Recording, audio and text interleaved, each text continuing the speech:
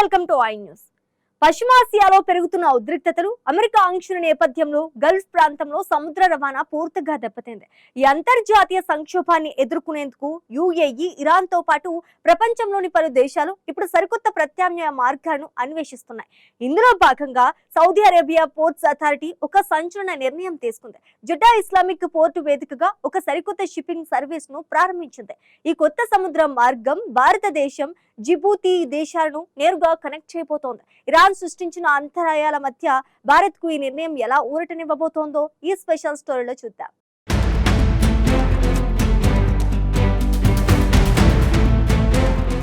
Middle east Iran ఉద్రిక్తతలు, America దిగ్బంధనం కారణంగా అంతర్జాతీయ సరఫరా గొలుసు అస్తవ్యస్తంగా మారిన తరుణంలో సౌదీ అరేబియా చొరవతో మొదలైన ఈ కొత్త షిప్పింగ్ సర్వీస్ ప్రపంచ దేశాల దృష్టిని ఆకర్షిస్తోంది.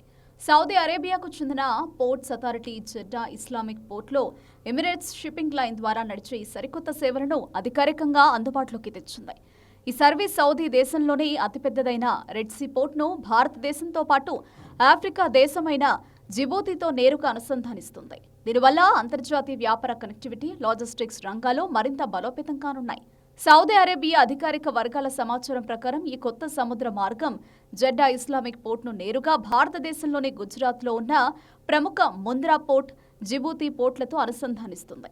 అంతేకాదు, ఈ రూట్లో ప్రయాణించే నౌకలకు ఏకంగా 2144 20 ఫూట్ ఈక్వివలెంట్ యూనిట్ సామర్థ్యం గల భారీ కంటైనర్ల సరుకును మోసుకెళ్లే కెపాసిటీ ఉంది. ప్రపంచంలోనే అత్యంత రద్దీగా ఉండే సముద్ర మార్గాలలో ఒకటైన ఎర్ర సముద్రం గుండా జరిగే అంతర్జాతీయ వ్యాపారాన్ని మరింత సులభతరం చేయడానికి, సరుకు రవాణా సామర్థ్యాన్ని పెంచడానికి ఈ కొత్త సర్వీస్ ఎంతగానో దోహదపడుతుందని అధికారులు భావిస్తున్నారు. గ్లోబల్ లాజిస్టిక్స్ ట్రాన్స్పోర్ట్ పర్ఫార్మెన్స్ ఇండికేటర్స్లో సౌదీ అరేబియా యొక్క స్థానాన్ని ప్రపంచంలోనే అత్యున్నత స్థాయికి తీసుకెళ్లాలనే సౌదీ అథారిటీ వ్యూహాత్మక ప్రణాళికలో ఈ అడుగు ఒక కీలక భాగం. ఈ చొరవ ద్వారా సౌదీ అరేబియా తన దేశ ఎగుమతులను భారీగా పెంచుకోవాలని లక్ష్యంగా పెట్టుకుంది.